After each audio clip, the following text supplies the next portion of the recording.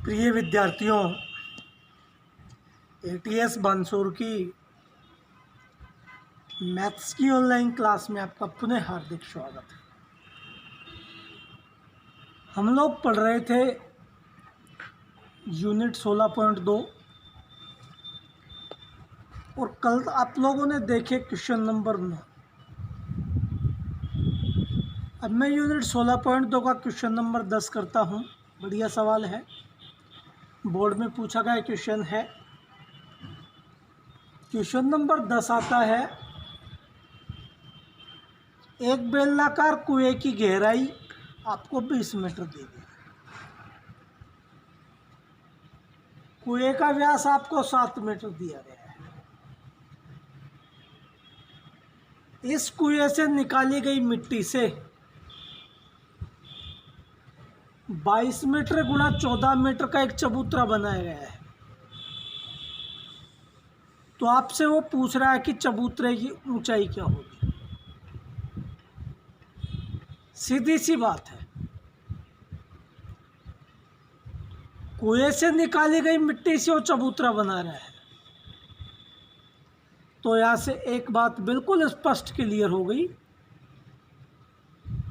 कि बेलनाकार कुएं से निकाली गई जो मिट्टी का आयतन होगा वो होगा चबूतरे का आयतन। हम लोग बेलनाकार कुएं से निकाली गई मिट्टी का आयतन इजी वे में प्राप्त कर सकते हैं, क्योंकि हमें उसकी ऊंचाई भी दी गई है, उसका व्यास कह दो या त्रिज्या, क्योंकि व्यास की आधी त्रिज्या होती है, त्रिज्या भी दी गई है। कुएं से निकाली गई मिट्टी से चबूतरा बनाया गया। आपको चबूतरा की माप दे रखी है 22 मीटर गुणा 14 मीटर, यानी उसकी लेंथ 22 मीटर, लंबाई चबूतरे की, चौड़ाई उसकी 14 मीटर। तो चबूतरे की वो ऊंचाई पूछ रहा है। तो यहाँ से आप स्पष्ट शब्दों में कह सकते हैं कि बेलनाकार कुएं से निकाली गई मिट्टी का जो आयतन होगा वो बराबर होगा चबूतरे का आयतन। बहुत अच्छा सवाल, गौर कीजिए। व्यास, तो यहाँ से आप लोग प्राप्त कर लीजिए भैया त्रिज्या। त्रिज्या व्यास की आधी होती है, व्यास 7 दे रखा है तो 7/2 मीटर। आपके पास बेलनाकार कुएं की ऊंचाई है h 20 मीटर। आपके पास कुएं की त्रिज्या आ गई 7/2 मीटर। तो यहाँ से आप लोग प्राप्त कर लें कि कुएं से निकाली मिट्टी का आयतन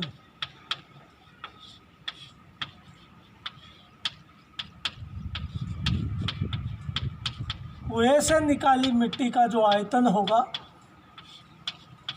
उसका सूत्र होगा आपके पास πr²h।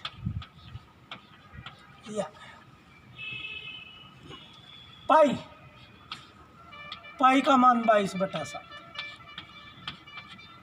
r², त्रिज्या का मान 7/2, त्रिज्या 2 बार गुणा है तो 7/2 गुणा 7/2 और गुणा h ऊंचाई।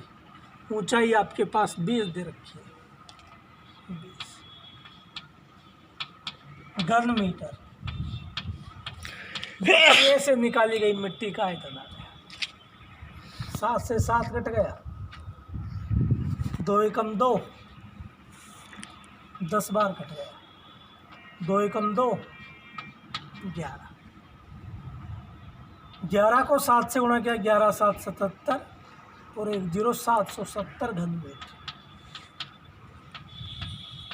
यह आपके पास कुएं से निकाली गई मिट्टी का आयतन।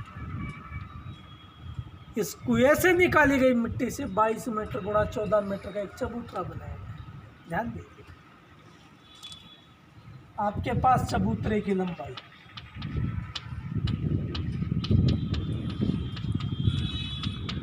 बराबर 22 मीटर, चबूतरे की चौड़ाई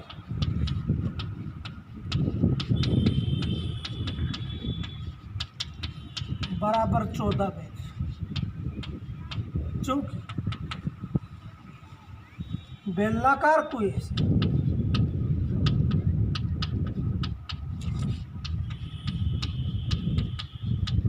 निकाले मिट्टी का आयतन।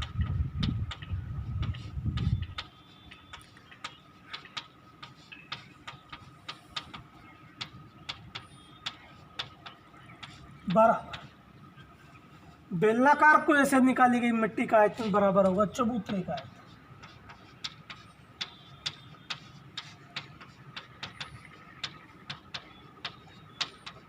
ध्यान दीजिए, बेलनाकार को ऐसे निकाली गई मिट्टी का आयतन 770 आ गया। रख दीजिए 770 बराबर चबूतरे का आयतन लंबाई गुणा चौड़ाई गुणा ऊंचाई। 770 लंबाई आपके पास 22, चौड़ाई आपके पास 14 और गुणा में आपके पास ऊंचाई h है। भाग लग जाएगा, ऊंचाई प्राप्त कर लीजिए। ऊंचाई h बराबर 770 में किसका भाग लग गया? 22 गुणा 14। क्या आ गया भैया आपके पास? मिल गया, चबूतरे की ऊंचाई आ जाएगी। और इसको सरल कर लें, 11 दूनी 22, 11 7 77 70, 2 से ये कितना कट गया? 35, 7 दूनी 14 और 7 पंजू 35। तो ऊंचाई h बराबर आ गई 5/2 मीटर। अर्थात जो चबूतरे की ऊंचाई निकल के आई वो आ गई 5/2 मीटर कह दो, या भाग देंगे तो 2.5। बढ़िया सवाल। नेक्स्ट अगला दे। नेक्स्ट अगला सवाल क्वेश्चन नंबर 11। क्वेश्चन नंबर 11 आता है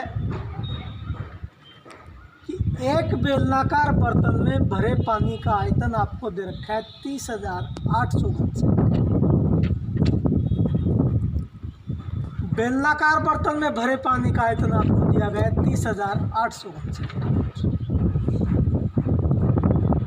बेलनाकार बर्तन की भीतरी त्रिज्या आपके पास उसने दे रखी है 14 सेंटीमीटर। बेलनाकार बर्तन का भीतरी वक्र पृष्ठ का क्षेत्रफल क्या है? गौर करने वाली बात है, वक्र पृष्ठ का क्षेत्रफल पूछा जा रहा है, तो वक्र पृष्ठ का क्षेत्रफल तो 2πr(h) होता है। वक्र पृष्ठ का क्षेत्रफल 2πr(h). आपके पास त्रिज्या है, आपके पास ऊंचाई h नहीं है। तो सबसे पहले संबंधित जो इकाइयां आपको दी गई है, बेलनाकार बर्तन में भरे पानी का जो आयतन दिया गया है, बेलनाकार बर्तन की जो भीतरी त्रिज्या दी गई है, यहाँ से आप लोग आसानी से ऊंचाई h प्राप्त कर सकते हैं। आपके पास इजी वे में ऊंचाई प्राप्त हो जाएगी, आपके पास त्रिज्या है, आप लोग आसानी से वक्र पृष्ठ का क्षेत्रफल प्राप्त कर सकते हैं। आसान सा सवाल है, बढ़िया सवाल है। गौर की, आपको दिया गया बेलनाकार बर्तन में भरे पानी का आयतन। ध्यान दीजिए,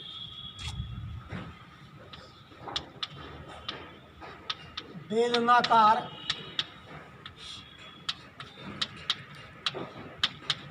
बर्तन में भरे पानी का आयतन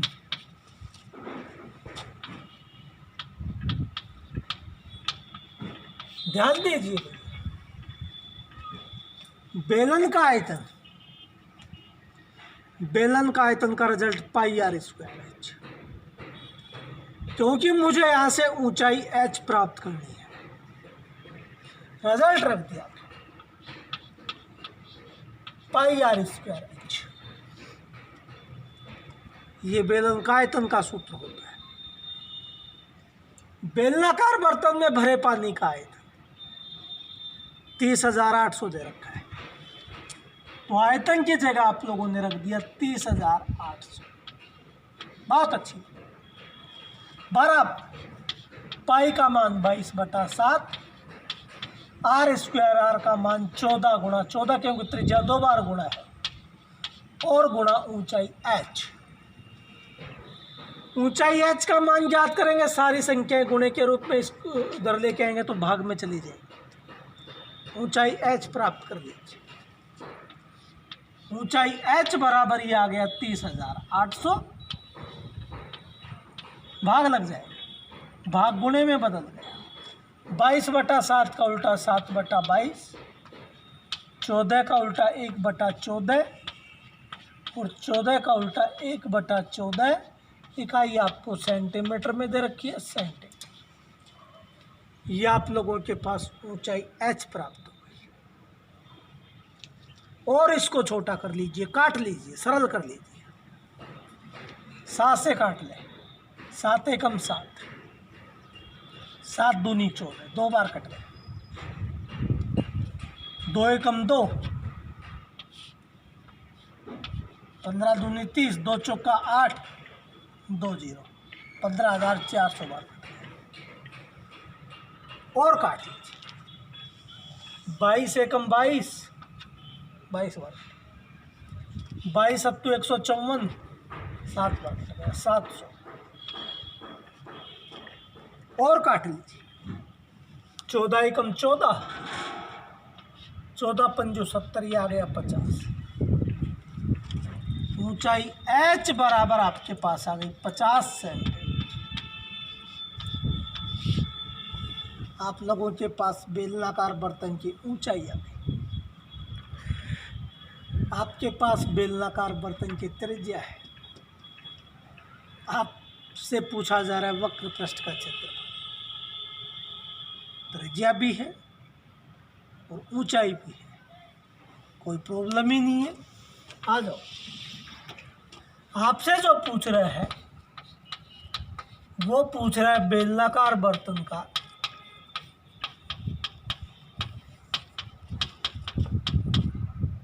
वक्र पृष्ठ का क्षेत्रफल। बहुत बढ़िया तरीके से वक्र पृष्ठ का क्षेत्रफल आप लोग जानते हैं 2πr। आपके पास बेलनाकार बर्तन का वक्र पृष्ठ पूछ रहा है, ध्यान दीजिए। बराबर 2πr, 2 पाई की वैल्यूज 22/7 गुणा त्रिज्या r। देखिए त्रिज्या r का मान उसने 14 सेंटीमीटर दे रखा, तो r की जगह आप लोगों ने 14 रखी और गुणा ऊंचाई h। ऊंचाई h की जगह आप लोगों ने 50 प्राप्त कर दी, तो 50 वर्ग सेंटीमीटर कर लीजिए। 7 एकम 7, 7 दूनी 14, 22 को 2 से गुणा किया, 22 दूनी 44, 50 को 2 से गुणा किया, 50 दूनी कितना आ गया 100 वर्ग सेंटीमीटर। 44 को 100 से गुणा किया तो कितना आ गया 4400 वर्ग सेंटीमीटर। तो ये आप लोगों के पास निकल के आ गया बेलनाकार बर्तन का भीतरी वक्र पृष्ठ का क्षेत्रफल 4400 वर्ग सेंटीमीटर। काफ़ी आसान क्वेश्चन। 1-2 क्वेश्चन और बच गए इस यूनिट के, कल हम लोग इसको कंप्लीट कर देंगे। बहुत बेहतरीन तरीके से मैंने एक्सप्लेन कर दिया प्रत्येक क्वेश्चन और प्रत्येक एग्जाम्पल। आप लोग इस पूरे के पूरे अभ्यास को, अब इसमें कुछ भी नहीं बचेगा, पूरे के पूरे अभ्यास को अपने रफ कॉपी में नोट करें और प्रत्येक क्वेश्चन को आप लोग निकालें। धन्यवाद।